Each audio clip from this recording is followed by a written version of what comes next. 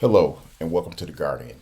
In today's show, we'll discuss topics to consider when purchasing your first firearm. In this episode, we'll present various questions to ask yourself prior to purchasing a firearm. Questions such as: do you have any experience? What's your intent for use? Do you have any training? Is the firearm for home, concealed carry, or for both? Questions that, when answered, will significantly narrow down what type and possibly the specific firearm is best for you to purchase. I'm your host, Michael Brown. I go by Michael or Bishop, whichever one you feel comfortable with.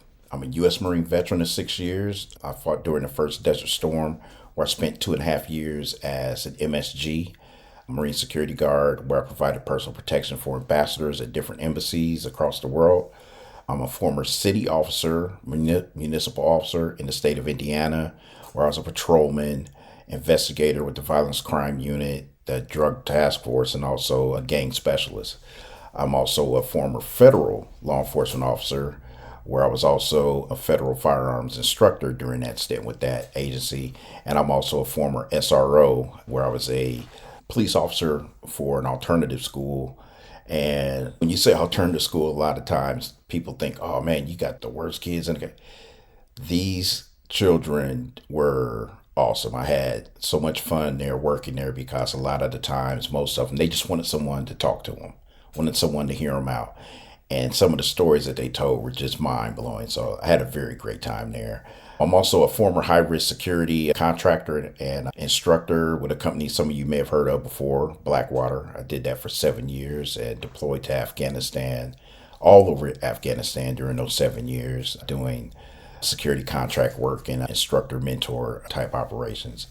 I also was a contractor with Khaki International, where I taught or co-instructed TCCC, Tactical Combat Casualty Care, in Tajikistan. Did that for a year. As I mentioned before, I was a federal firearms instructor. I was also been a civilian firearm instructor for many years as well, and also helped out on the police department when I was with the city and firearms instructor. I'm a current independent security consultant. I've helped numerous of companies and organizations help with their emergency action plan, developing a security plan for them, also training their personnel, their security personnel in their security plan and just on basic security awareness and things like that. I'm also an active executive protection agent where I'm providing services now for our R&B group. And last but not least, I'm a FFL holder, federal firearms license holder, that allows me to sell firearms to the public once you've passed the background check and whatnot. As you can see, my background is pretty heavy with firearms, security, law enforcement. So I have some knowledge that I really feel like I can share with you guys when it comes to things such as purchasing your first firearm, is what's going to be right for you and whatnot, instead of you having to make a choice off of what a buddy says or what they think or what's on TV. But right now, what I want to do is I want to have a call to action, whereas I feel like knowledge is power. And so what I need for you to do is please share this information that you received today with anyone that you feel can benefit, to empower and broaden their foundation on this topic. This is something that a lot of people are going out, they're buying guns, not really sure of what they're buying, not sure or familiar with the functionality of that firearm or whatnot, and they'll buy it and store it for 2, 3, 4 years without even using it. And that's just a waste. So please pass this information on to anyone that may benefit from it or that you think is a good idea to have, and make them stronger, just like you're getting stronger now by listening to this, okay? We can get strong together and get knowledgeable together, learn together, and become proficient at what we want to do and what we're doing. And feel free to follow me on Instagram at 300 Security Consulting. That's 300 Security Consulting, all together, no spaces. And on TikTok at 300 underscore security underscore consulting. All right. And I'll repeat those again at the end just in case you missed it. And hopefully I'll throw that up on the screen as well. Like I said, this is my pilot episode, and I'm hoping everything goes off well. I'm really going to lean on you guys to give me some feedback when this is all over with, so I know how to progress further on. Okay. All right.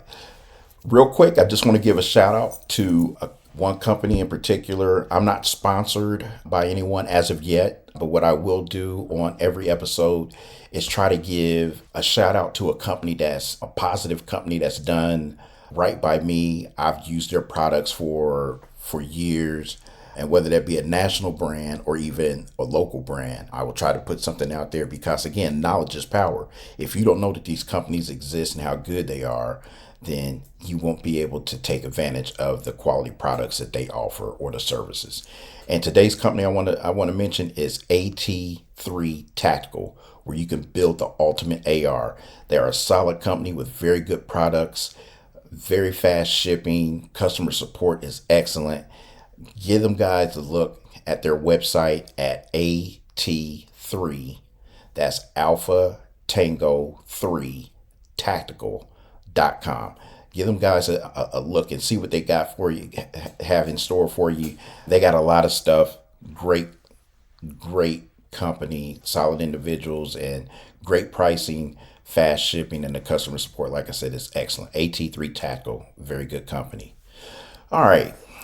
Speaking of the internet, going on and looking at these companies or the TikTok or the Instagram, social media has become the new gateway of being informed and getting information. I wouldn't be surprised right now if several of you went on the internet or social media, especially TikTok, and typed in firearms training to get information on how do you go about getting trained with firearms or buying your first firearm or whatnot.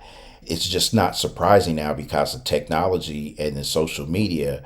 It's everybody and anybody can put stuff out there. And so you've probably already seen several videos in doing your search, and there's nothing wrong to that. But due to the internet today, everyone's an expert and everyone can tell you the best way to do a lot of things. Today, we will guide you in a direction that answers your questions to lead you to where you want to go. Okay. I don't profess at being an expert because I just feel like there's always more to learn. There's always more that I can learn, but I've been doing this for quite a long time now. I started out at 17 and I'm into my 50s. I'll leave it at that. Those of you that know me, you know how old I am, but I've been doing this for quite some time now. I'm basically saying that you can now add me as another source to your social media as far as researching and getting some information. I'm not going to proclaim to know more than anyone else on TikTok or Instagram or Facebook, wherever you get your information, but add me to the mix. Let me help you out. Let me give you some answers as well. All right. So let's get started. When we're considering buying our first firearms, I had some questions that I said that's going to be answered.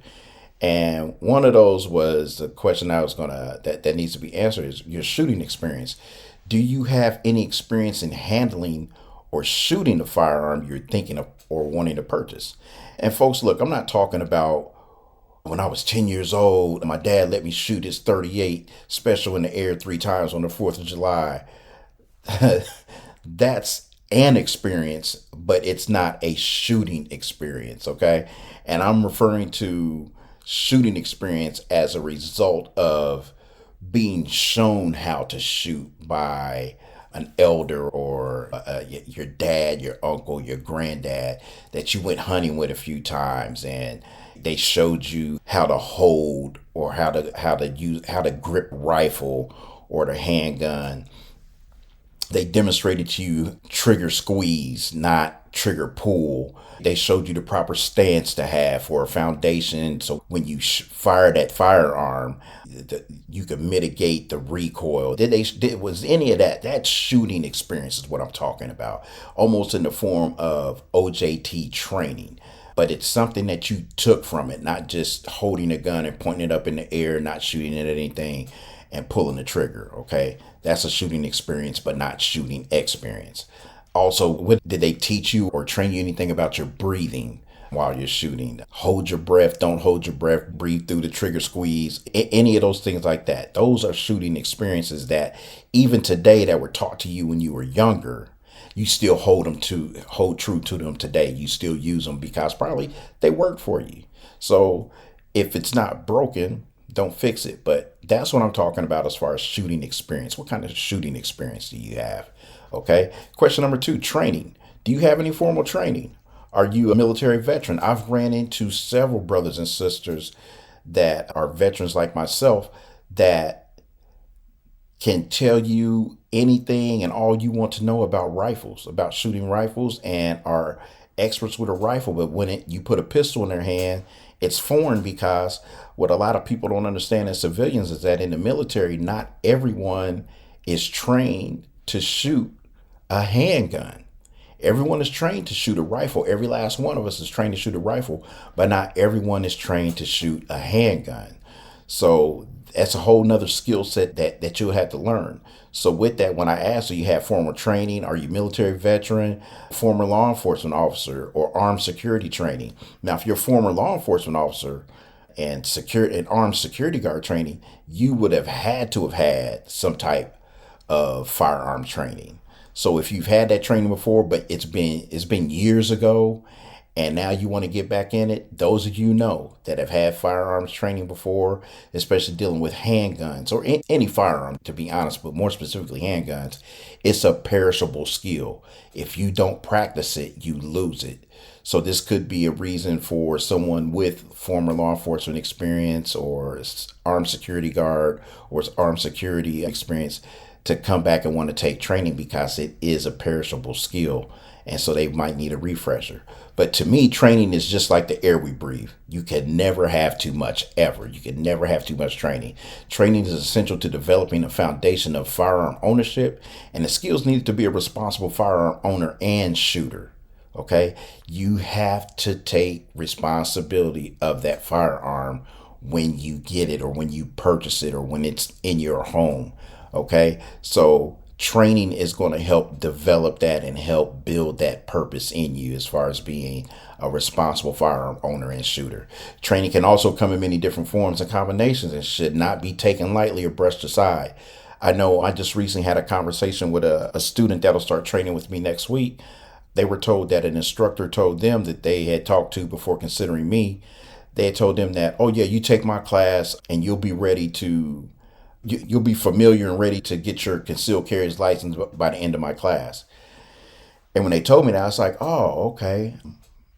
With me, there's a difference. Those two things are two totally different trainings. There's basic firearm training for the person that has never handled a firearm before, like what this student was. And then there's concealed carry training or concealed carry course. Because concealed carry training and concealed carry course are two different things.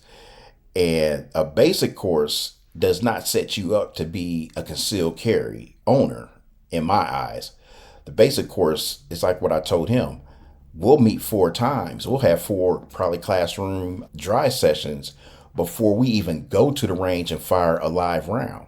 Because I need to know if you're comfortable and familiar with the weapon before we go to a range and start firing, because when you get to that range and start firing, there's going to be all kind of distractions there, from other shooters, gunfire, from handguns, from shotguns, from rifles. It's a distraction. And if you're not comfortable and familiar with the weapon that you're going there to shoot, you're not going to do well. I've experienced that with a couple of students before. So now I make it to where we must check the boxes in at least 3 to 4 classes before we even go to the range. Now, a lot of people say, man, 3 or 4 classes. Yeah, there's a lot to learn, because when you come to me for basic firearms, you get a lot of information, and that's that training. I give you a thick, heavy foundation to build upon, and that's what you want to look for.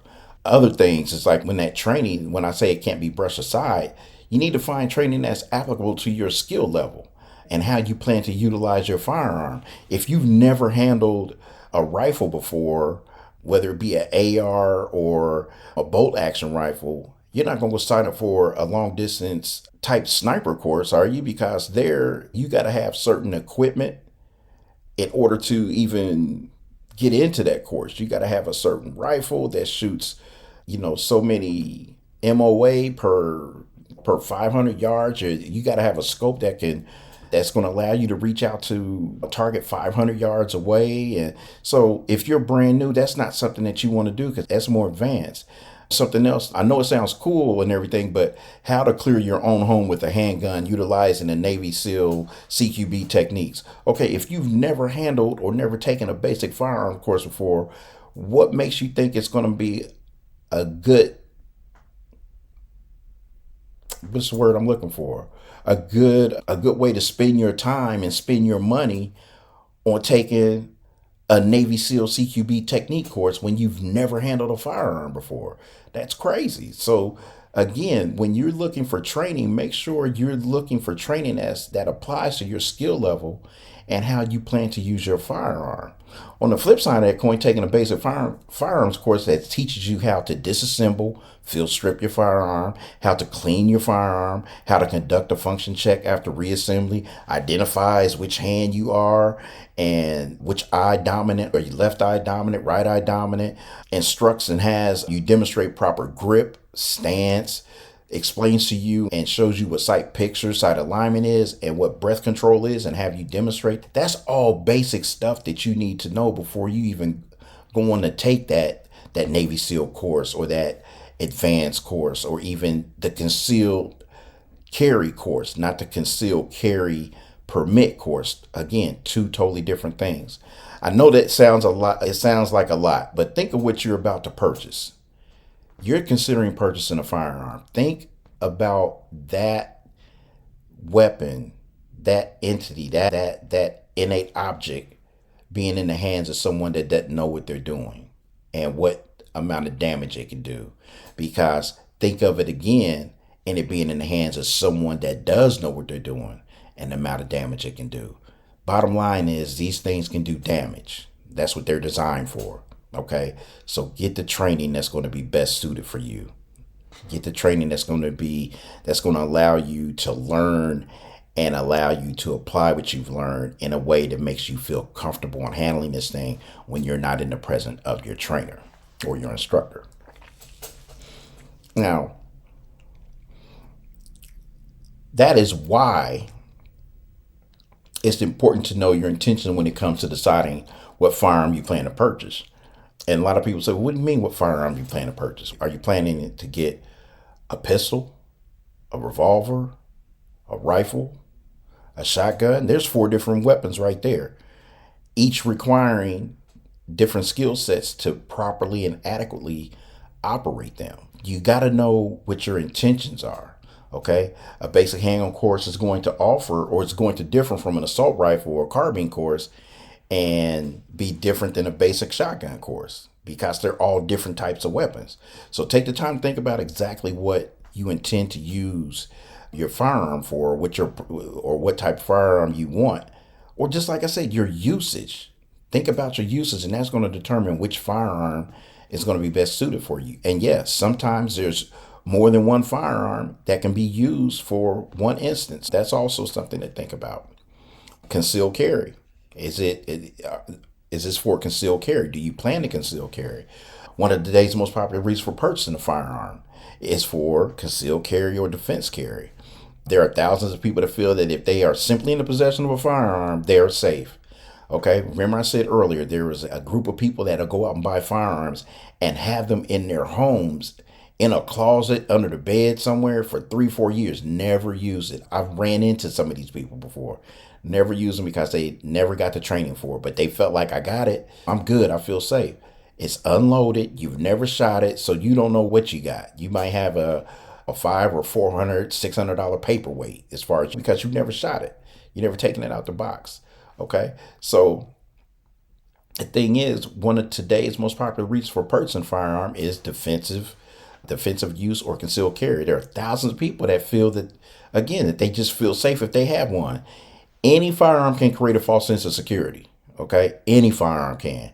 If you base that sense of security on what is shown in the movies and on TV, okay, you can't do that. Firearm ownership takes a lot of responsibility, awareness, training, and money. Good firearms are not cheap. Quality firearms are not cheap. Okay, but they're not super expensive either. Okay, we can talk more about that on a different show, but you're going to get what you pay for when it comes to this hobby or this area of interest. Okay, you're going to get what you pay for. Purchasing a firearm to conceal carry takes even more responsibility, more awareness, more training, and more money. When considering purchasing a firearm for concealed carry, keep these factors in mind, okay? Just think about these. If you're getting it for concealed carry, it's going to go outside the home. It's not going to stay in the home. Think of these things, okay? Do you know your local laws for concealed carry? Ignorance will not be accepted, or is not an acceptable defense should you violate the law, especially in today's anti-firearm society. Now, let me park there for just a second, and I can speak specifically just for the state of Florida. There's other states out within the United States that have the same thing, but I can speak specifically for the state of Florida. A bill was passed last year that said you now have permitless carry. So everybody went, I was like, oh yeah, I ain't got to have a permit. I'm going to go buy a gun and this and this and that. Okay, that's fine. But guess what? They did not change the laws for concealed carry. It just says you no longer have to apply to the state of Florida to get a concealed carry permit in order to carry concealed. Now, basically what that means is you don't have to tell us or apply for a license that says that you're going to be carrying a firearm on you. But it does say you must still meet all of the criteria as if this law never came in, or this bill never came into existence. So you must meet all of the criteria that was laid out or put up in order to get a concealed carry license. You must meet that criteria anyway. You ain't got to prove it. You just got to meet it, because if you are stopped by law enforcement and you do not meet that criteria, there's going to be a consequence to pay. Okay. With that also is, it did not change the law. In a concealed carry course, it goes over where you can and cannot legally carry a firearm in the state of Florida. If you don't know that and you go out and you buy a gun and you're like, hey, I don't need no permit, I'm going, and you don't get that education on where you can and cannot legally carry, and you get caught carrying, you saying, hey, I didn't take the course, I just bought the gun because they said I could without a permit. Guess what? I just said ignorance will not be an acceptable line of defense. Okay? So you must still learn. Knowledge is power, and it can save you a lot of money. Okay, so know your local laws, whether it be Florida or Texas or anywhere. Know your local laws if you plan on buying a firearm for concealed carry. Okay, will you get training as soon as possible on how to carry concealed legally and safe? So when you buy this firearm and you have it in your mind that you're gonna use it for concealed carry, how soon are you gonna get trained or training on carrying concealed in order to carry it legally and safe? Okay. Considerations to keep in mind when choosing the firearm. Okay. Again, we're talking about concealed carry. Considerations to keep in mind when choosing your firearm is revolver or semi-auto. You want a revolver or semi-auto, or revolver or pistol? You got to look at the grip size, the shape, angle, grip length, your finger placement on the trigger, balance and feel. All of those are different from weapon to weapon, and especially from revolver to pistol or revolver to semi-auto.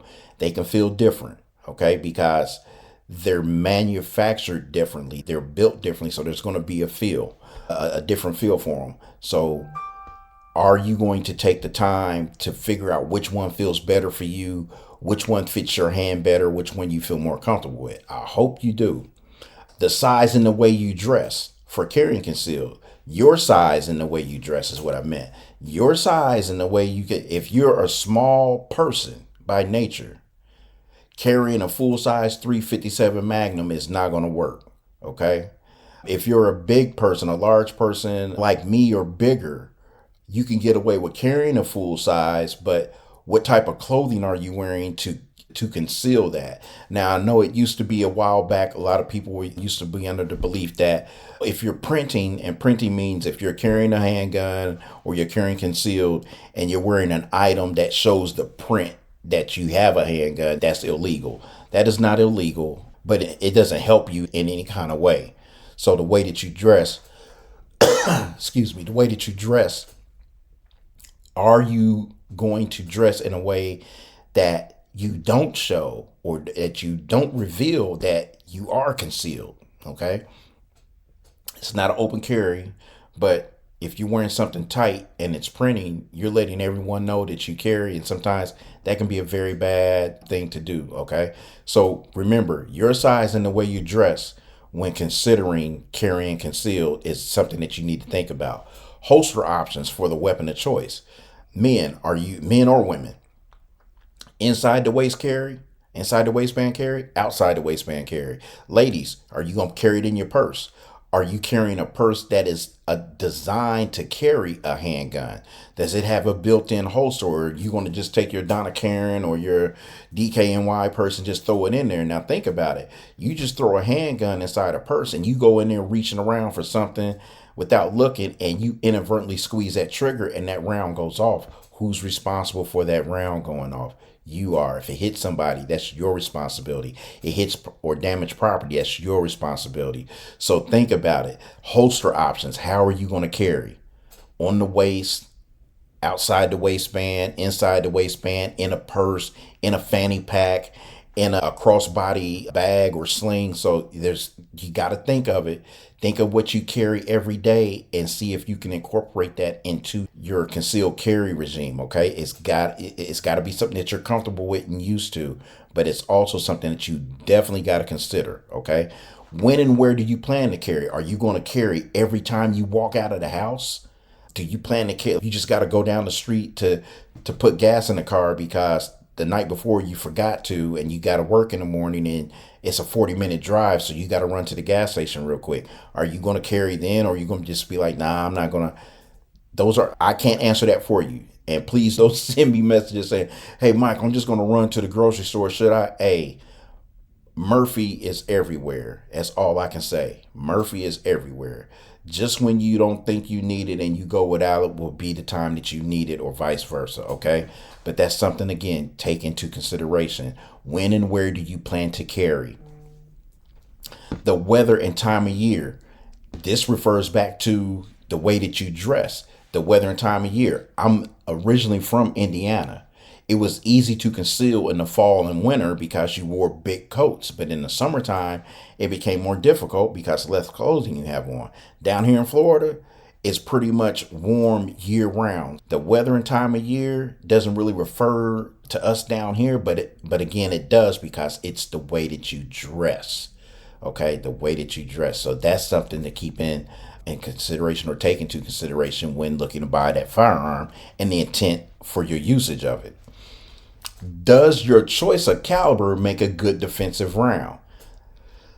Not the size of the weapon, folks. I'm saying the caliber. Does it make a good defensive round? I was in the middle of a discussion on one of my deployments when I was in Afghanistan, when the topic of the best caliber came up for a handgun. So you got guys sitting around, open fire, we're smoking cigars, and somebody comes up with the discussion that, yeah, I believe that the 45 is a better round than the 9mm, and proceeded to tell why he felt that way. And it was funny because a good friend of mine, a former Navy SEAL, he had said something along the lines of, I don't think it mattered to the tangos I indexed, but if they ever wake up, I'll be sure to ask if they would prefer a 45 over the 9mm that I placed in their head. So basically what he's saying is, no matter the caliber, it's the placement. It's the placement. Okay. So if I told you the 45 caliber is the best defensive round out there, and you go out and be like, oh yeah, I'm gonna go buy a 45 caliber, a Glock or whatnot, and you buy it and you get the ammunition, now you're like, yeah, I got the best caliber. But guess what? How effective is that caliber if you can't hit the target? How effective is that round if you don't know how to use the handgun that's shooting the round? So it's all about placement. Point is, if you're trained well enough to hit where you aim every single time, does the caliber really matter? It does and it doesn't, but more on that later. But training. Now, you heard that. I was referring back to training. The point was, if you're trained well enough to hit where you aim every single time, does the caliber really matter? Something to think about. But like I said, more on that later. Is your choice of firearm practical or conducive to carrying concealed? Meaning, those of you that's familiar with a 50 cal Desert Eagle, is neither practical nor conducive to carrying concealed. I had one of these things and I didn't buy it to carry concealed. I bought it because I thought it was just a cool gun to have. And I bought it. I had it for a while to the point to where I was like, man, I got to get rid of this thing. It's just not practical. It was just a chore loading into my range bag and taking it to the range, and the rounds back then were almost $2 a round for that thing. It just wasn't practical. It wasn't practical. But speaking on the topic that we are on now is if it's practical or conducive for concealed carry, this handgun weighs in between 4 and 4.5 pounds unloaded, and it's between 10.5 inches to almost 15 inches long. How and where are you going to carry that concealed? You're not going to. You okay? You're not going to. The barrels on those things, between the different models, range from 6 to 10 inches. You have the barrel that's 6 to 10 inches. Okay? You have handguns, you have pistols and revolvers whose overall length is the length of the barrel on this gun. So is that practical or conducive? No, it's not. It's just Dirty Harry. I don't know how many of you are old enough to remember Dirty Harry. Dirty Harry carried a 44 Magnum. Is that big wheel gun practical and conducive for concealed carry? No, it's not. So think about that as well. You may have seen a Desert Eagle 50 cal, or that 44 Magnum that I just spoke of, and you might, man, I've always wanted one of those. That's fine. I'm not telling you not to buy it, but what I'm saying is that should not be the handgun you should even think about considering for concealed carry, because it cannot be concealed at all. Okay, it cannot. There's no way to carry either one of those concealed outside of putting them in a bag of some sort. Okay, and that will get old carrying around that weight. I'm serious. So again, make sure your choice is practical and conducive to carrying concealed. Okay, that fourth, I think it was the fourth question was, okay, is it for home defense? Another very popular reason individuals are on the market today for buying firearms is home defense. Purchasing a firearm for your home, it takes a lot of thinking, it takes planning, and it takes a lot of what ifing. Okay, and we all know what ifing is. What if this, what if that, what if? We all know what that is, and it takes a lot of that, and you got to do that. You got to run those scenarios through your head. I could give you some, but I don't live where you live and who you live with. Okay, so those are things that you got to take into consideration. Some of the points to consider when deciding to purchase a firearm for home defense is, do you live alone? Or will you need to consider the skills of another adult in the home when it comes to firearm selection? Basically, if you're bringing a firearm into the house and you're not the only adult in the house, and that firearm is not going to leave the house because it's not for concealed carry, it's a home defense weapon, and you have more than one adult there, are all of the adults trained in how to use that firearm? Do all of the adults know where that firearm is at? Okay. The thing is, if you live alone, you need to consider the skills of, if you don't live alone, I'm sorry, you would need to consider the skills of another adult in the home when it comes to the firearm selection. Okay. They may say, I want no part of this firearm. I don't want anything to do with it. I know there's wives that are like that, or fiancés that say, I don't want to have anything to do with it. You bring it in here, I don't want to see it. I don't want to know where it's at. And there's really nothing you can do about that. I would have a serious talk with them, though. I would definitely want them on the same page with me, because something could happen when you're not there, and their refusal to not use it or not to know where it's at to defend the family can come back and haunt them. And I would hate for someone to experience that. And there's that what ifing I was telling you about. What if I just learned to use it? What if I knew where it was at? I don't want that to be a topic. That right there would be something that no one would ever get over. Okay. But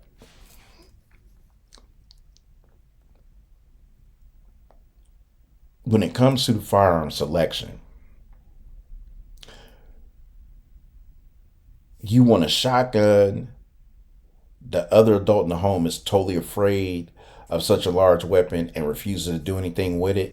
Is that a wise selection? A lot of people say the best home defense weapon is a shotgun, but if you want a shotgun and the other adult in the home is totally afraid to use it, because it's so big or whatnot that they've never shot it. They don't know how loud it is, but it just frightens them. And they just refuse to do anything with it. What do you do with that? How do you combat that? How do you get through that? The other adult inside the home is terrified of any or all weapons. How do you get over that? If you're alone, it's something that you don't have to worry about. But if you live with a significant other or a spouse, those are two things that you need to consider. Okay, are they totally against weapons, and do they just refuse to do anything with it? Okay, do you live in a single family home, apartment building, townhouse, condo? What type of structure do you live in? In multifamily dwellings, there's always a shared wall on one way or another. Even if you live on the end, you got a shared wall somewhere. So shared walls between the living space and that of your neighbors is something to take into consideration.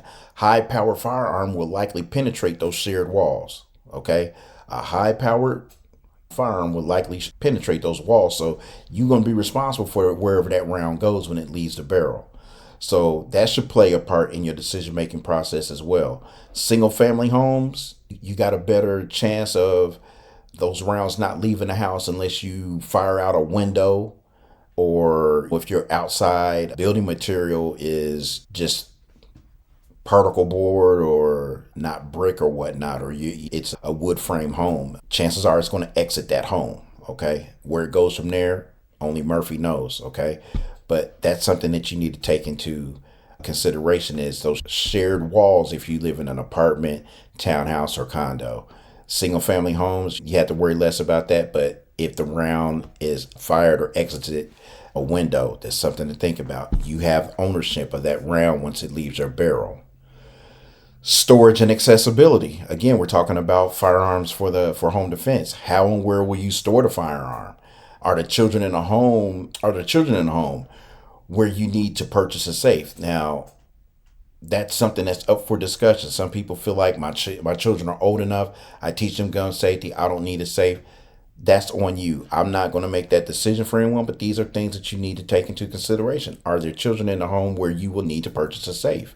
A safe is not a bad idea. It's not a bad idea. You can have a safe and put everything in there except for the home defense weapon, or put the home defense weapon in there and have the safe preset. Or I don't know. You got to find out what works for you, but this is just something that you need to take into consideration. Who will have access to the stored firearm? Will that spouse that wants to have nothing to do with the firearm, will they have access to the safe? Will the older children, preteen or teenagers, have access to the safe? These are all things that you've got to take into consideration and answer yourself. Will everyone in the house know where it's located? Everyone in the house know where it's located. And the thing with that is, if everyone in the house, including the kids, know where it's located, then you got to be aware of when you're not home and your kids have company over, are the kids saying, oh, look, my dad's got a safe or my mom's got a safe. What's in there? You got to be careful of that. So that's things that also you got to take into consideration. Okay. And I'm not saying not to get a safe. I'm not advocating to get a safe. As I told you before, I'm not being sponsored by anybody. And I didn't even mention safe manufacturers at the beginning of the show. I'm just saying these are things you need to take into consideration when purchasing that first firearm. Because the thing is, in certain states, and Florida being one of them, if you have a firearm in your home and you inadvertently or accidentally leave it accessible to a child, and the child goes out and has an accident with that weapon or commits a crime with that accident, you are going to be charged for it. You're going to be charged for the crime because that's negligence. Okay. So just take that into consideration. All right. Now, with the storage and accessibility, it's something that a lot of people don't even think about when they purchase a new firearm. They just think, hey, it comes in a box, I'm good. And it's got that little lock with the cord around it, and so I'm good. I can understand that. But there's a lot that went into making that purchase that something was bound to be overlooked or forgotten. Okay? Nevertheless, the type of firearm you purchase will dictate. It will dictate how and where you store it.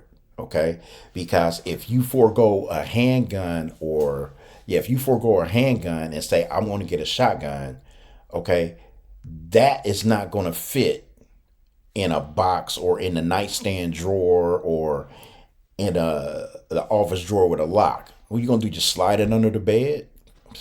That I don't recommend that. Where you gonna keep it at? So it's gonna dictate where and how you store it. So let's talk about which firearms you're interested in purchasing. Okay, we're gonna just break them down real quick and get to the end of this so we can let you guys go. But I know this is a lot of information, folks. I know it is. But guess what? You're taking the time to educate yourself and get strong. Knowledge is power. You need this information. We all need to have this information. I wish it was given to me early on in my early stages before I bought my first firearm, but nonetheless, it's here now, and we're going to move forward and take this as a positive sign that it's here now, and we're gonna make things better by doing this, by educating ourselves and others. Okay, now let's just break this down real quick. Revolver, semi-auto or pistol, shotgun or rifle. Okay, there are thousands of firearms available for purchase for many different uses. Many different uses. Fortunately, your choices can be broken down into 4 categories: revolver, pistols or semi-autos, shotguns or rifles. Okay, revolvers. Revolvers are a repeating handgun with at least within. I'm sorry about that, folks. As a matter of fact, let me just. Revolvers are repeating handguns with at least one barrel and a revolving cylinder containing multiple chambers, each chamber holding a single round. Okay, for firing. So when you've seen those westerns where the cowboys is loading, they're doing this, they're loading it. That's the chamber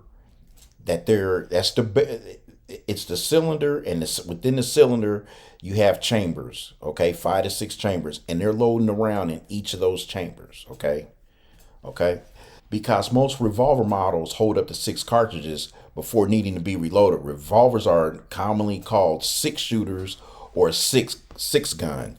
Also, back in the day, you've heard people, and I think I even used it earlier in this episode, and I said a wheel gun. And they call it a wheel gun because the cylinder, it rolls like a wheel. Okay, but with revolvers, just remember what I said. It's hand loaded, 5 to 6 rounds. Now here's some other things to think of when you're choosing a revolver, or just information about revolvers. This is not to sway you against or for revolvers. I'm just giving you some information because this would be your first firearm purchase. Revolvers hold less ammunition than pistols or semi-automatics. Revolvers will continue to allow the trigger to be pulled when empty. So when you fire that last shot of 6 and you pull the trigger again, it'll keep pulling, but nothing's going to come out. Okay? And I'm sorry, I shouldn't have said pull the trigger. When you squeeze that trigger, it's going to continue to fire. Okay? It's going to continue to go around. Okay? Revolvers give no indication when they have fired their last live round. There's no way of knowing until you pull that trigger, until you squeeze that trigger, unless you're counting your rounds, which would be a good idea if you're utilizing a revolver. If you choose a revolver, count your rounds. Revolvers have less moving parts than semi-automatics or pistols, resulting in far less jams or malfunction. Revolvers are real simple. They don't have a whole bunch of moving parts or any parts. It's real simple. So you find that they don't jam as often, and there's no malfunctions with them as often as there are with pistols or semi-automatics. Okay, revolvers do not require disassembly in order to clean. You just pop the cylinder out, run a oil swab through your barrel and through the chambers of the cylinder, run a dry swab through it. You're done. There's no magazine to take out, none of that. So they're real simple and straightforward. Okay, the only caveat about the revolvers is that they don't hold as many rounds as semi-autos. Okay, but they are easier to use because they have less moving parts, so they don't jam as often or have malfunctions as often as a semi-automatic does.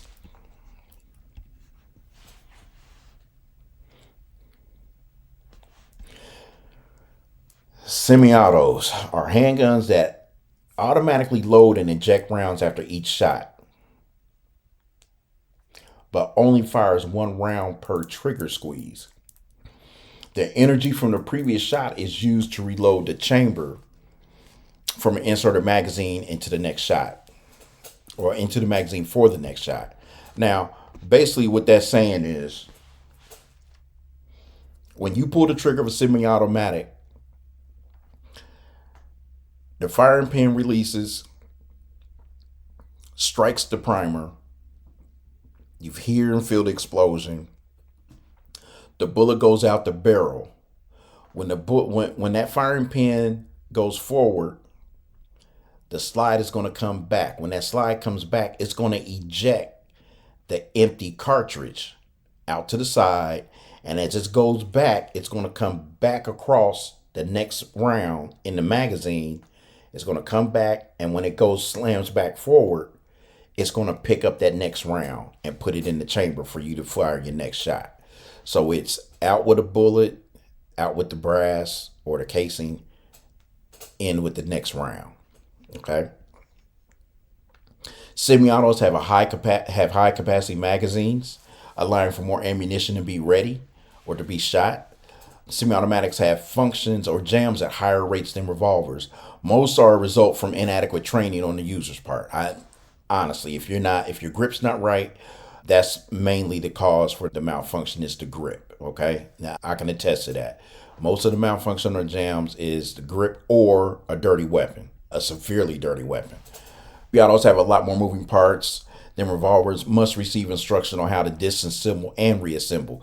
Yes, if you buy a pistol or a semi-auto, you should learn how to disassemble and reassemble, at least down to the field stripping, not all the way down to thousands of pieces or whatnot, but at least field strip it so that you know how to disassemble, put it back together, and clean it. Okay, that's the very least you need to know how to do. Semi-autos will indicate when they are empty of ammunition by going into what we call slide lock. When it fires its last round, the slide will lock to the rear, letting you know, hey, I'm empty. You can even look in the chamber and see that the magazine is still in there and it's empty and there's nothing in the chamber. So it will let you know when it's empty and needs more ammunition or a new magazine. Okay. Shotgun is a long-barreled firearm designed to shoot a straight-walled cartridge known as a shot shell, which discharges numerous small spherical projectiles called shot, or like a lot of people like to call buckshot, or a single solid projectile called a slug. You'll know the difference if you shoot a buckshot or slug, trust me. Okay. Shotguns must be shot utilizing two hands due to the heavy recoil and need to operate the action or pump. Now, that being said, that's for a standard shotgun. Now, if it's one of those sawed off shotguns on both ends, or where they've sawed the barrel down and have sawed the stock off, you can use that with one hand. It's not going to be very comfortable, but at the same time, it's not illegal either. So that wouldn't be something that you would be purchasing. So therefore, you wouldn't have to worry about it. But realize and know that the shotgun, you need two hands to operate that. And you want to be with a beginner, you want to have a stock that you can put into your shoulder. You don't want to be shooting the shotgun from the hip. Shotgun are excellent choice for home defense and hunting because buckshot is less than likely to overpenetrate walls in the home. Can it? Yes, it can. It's been known to sometimes, but not as often as rifles or handguns or revolvers, okay? But buckshot is just less likely. Doesn't say it won't or that it can't, but it's less likely. You must train and practice in shooting a shotgun to get used to its recoil and loading process. Once you get out of being afraid of the bite or the recoil, shotguns are actually fun to shoot, and you can get very accurate at shot placement with those things, and they do make excellent home defense weapons. They come in full-size bullpup versions, and also versions with pistol grip, making it a little bit more comfortable and easy to hold on to. Ammunition is cheaper than semi-autos and revolvers for the most part, but also for the most part, revolvers and semi-auto comes in boxes of 50 rounds, whereas shotguns only come in boxes of 5, anywhere between 5, I think, and 8. I think I've seen 10 before, but the common box size is 5. But it is cheaper when you buy it in bulk. It is a little cheaper. Ammunition just right now is just in a flux. It's back and forth. Do your research on ammo. You don't need to be very accurate to hit the intended target with a shotgun because of the buckshot. When it comes out, it spreads, so you don't have to be precision detailed to utilize or to hit the target with buckshot, which makes it, again, an excellent home defense round. Okay. Rifle. Number 4 is rifle. We've gone over revolver, pistol, shotgun. Rifle is your fourth one. It's a long barrel firearm designed to accurately shoot and has higher stopping power with the barrel that has rifling or spiraling grooves in it cut into the bore. And keeping with the focus on accuracy, rifles are typically designed to be held with both hands and braced firmly against the shooter's shoulder via buttstock or stability for during shooting. Okay. Rifles are going to be what you find is like the AR-15 that everybody's talking about that should be banned and nobody should own one and all that good stuff. Hunting rifles, sniper rifle, those are all rifles or what we call long guns.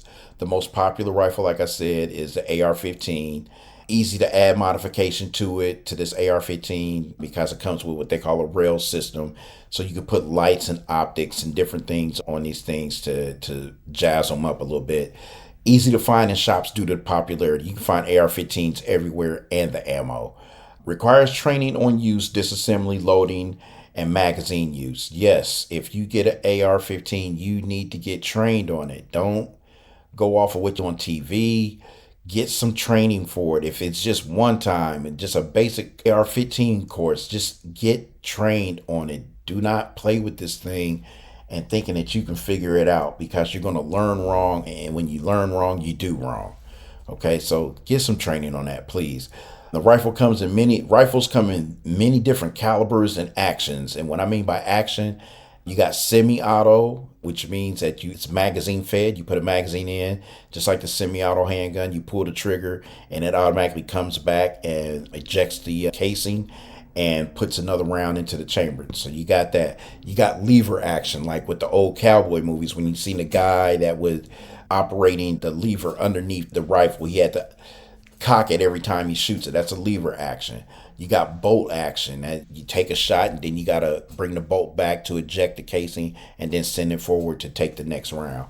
So you have those actions in the rifles: bolt action, semi-auto, and lever action. So again, you need to get the one that's suitable for you and what you feel more comfortable with. Rifles are very versatile, as they can be used for home defense, hunting, sport, and target shooting. Now, a lot of people say they can be used for home defense, and any weapon can be used for home defense. But again, you got to think about penetration walls and whatnot. Rifles are going to be high powered. Of the 4 that we've talked about, they are going to be the ones that's probably going to penetrate the walls inside the home the easiest. Okay, so keep that in mind. Keep that in mind, and then also keep in mind the length of the rifle. The length of the rifle, if you're using it for home use, is going to dictate how and where you store it. And then when you bring it out for home defense and you have to use it and you start walking through the home, how big or how long it is also going to determine how well you can move with it without being seen, or how to defend against it if someone was to grab the barrel or whatnot. Okay, so keep that in mind. Please keep that in mind. Now, folks, now look, that was a lot of information that I gave. I don't know how long I've been on here. It feels like a lifetime, but I gave you a lot of information. And to me, that makes me feel good, because remember, my belief is knowledge is power. Research, ask questions, read, contact me if you want, but do something to further your knowledge of firearms prior to going out to make a purchase. This includes looking for training to complement your firearm purchase. When you decide what firearm you want, please start looking for training right away, because the thing is, if you buy the firearm first and you let that thing sit for 3, 4, 5 months, you're going to forget about it and you'll never get the training. And then now you are one of those people that I've talked about that bought a firearm over a year ago and have never opened the box and never been trained with it. So when you're looking for the firearm and you got it narrowed down to what you want, start looking for training to support that firearm purchase. Okay, please do that, please. And I'm not saying that you got to get trained by me or through me, or you don't have to buy the firearm through me. I would like it if you did both, but the thing is, that knowledge that you got today does you no good if you don't act upon it. Okay, so please do your research, ask questions, read, and contact someone, but do something, okay? Do something. Get that action going. I just want to say thank you all for staying the course with me on my very first episode of The Guardian. I'm truly honored that you took the time that you can't get back to listen to my show. I thank you from the bottom of my heart. Thank you so much. I'm here if and when you need information, training, or to purchase firearms because like I said, I'm also an FFL holder. And it is my sincere hope and prayer that the information provided today is a true help to you or someone that you shared with, okay? And like I said, if you got any questions, please feel free to reach out, talk to me. My next episode will probably drop within the next 10 days, and we'll probably discuss firearm safety inside the home or something of that magnitude. I'm not quite sure yet. I want to get some feedback from this one before I put my next one out. But like I said, I thank you folks for staying the course with me. Thank you so much in advance for the feedback. And please reach out to let me know what you think of the show and how I can improve the show. And you can reach me again. Here's my contact information. You can reach me again on Instagram. It's 300 Security Consulting, all together, no spaces. 300 Security Consulting. That's Instagram. TikTok, you can reach me at 300 underscore security underscore consulting. All right. Stay vigilant, stay prepared, stay safe. Grace and peace, everyone. Bishop out.